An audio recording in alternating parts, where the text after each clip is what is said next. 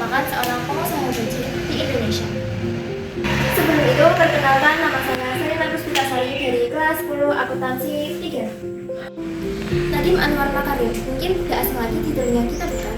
Yaps, beliau adalah seorang Menteri Pendidikan, Kebudayaan, Riset, dan Teknologi pada Kabinet Indonesia Maju periode 2019 sampai dengan 2020. Ia merupakan pendiri Gojek, sebuah perusahaan transportasi dan penyedia jasa logistik daring yang beroperasi di Indonesia dan sejumlah negara di Asia Tenggara seperti Singapura, Vietnam, dan Thailand.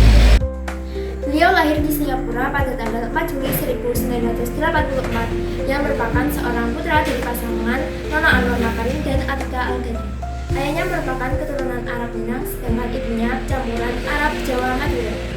Ayahnya merupakan seorang aktivis dan pengacara terkemuka, sedangkan ibunya merupakan seorang penulis lepas, putri dari Hamid Al-Badri, salah seorang perintis kemerdekaan Indonesia. Nadiem menikah secara Katolik dengan Farah Franklin Makarim yang beragama Katolik di salah satu gereja di Bali. Nadiem menjalani proses pendidikan dasar hingga SMA berpindah-pindah dari Jakarta ke Singapura. Pada saat ia SD, ia menimba ilmu di SD Al-Ihdar, Pondok Labu, Jakarta. Selepas menyelesaikan pendidikan SMA-nya di Singapura, pada tahun 2002 ia mengambil jurusan hubungan internasional di Universitas Brown, Amerika Serikat. Nadiem Makarim mengikuti pertukaran pelajar di London School of Economics setelah mendapat gelar sarjana pada tahun 2006. 3 tahun kemudian ia mengambil pasca sarjana dan mendapat gelar Master of Business Administration di Harvard School Business.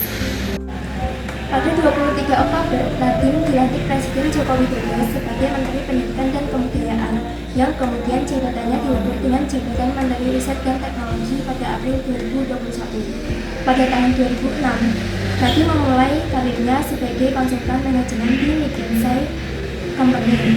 Setelah mendapat gelar MBA, ia terjun dengan mendirikan perusahaan Zalora Indonesia. Di perusahaan tersebut, ia juga menjabat sebagai Managing Editor. Setelah keluar dari Zalora, ia kemudian menjabat sebagai Chief Innovation Officer atau CEO Kartuku, sebelum akhirnya fokus mengembangkan Gojek yang telah ia rintis sejak tahun 2011.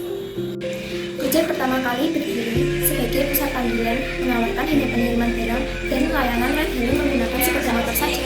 Tapi sekarang Gojek sudah transformasi sebagai aplikasi besar dengan menyediakan lebih dari 20 layanan loh teman-teman, seperti transportasi, pengiriman barang, kebutuhan sehari-hari, pijat, bersih-bersih rumah, logistik, hingga platform pembayaran digital yang sering terkenal dengan GoPay.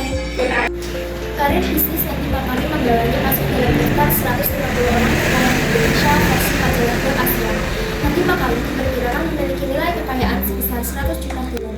Saat ini, Gojek merupakan perusahaan Indonesia terbesar di Indonesia.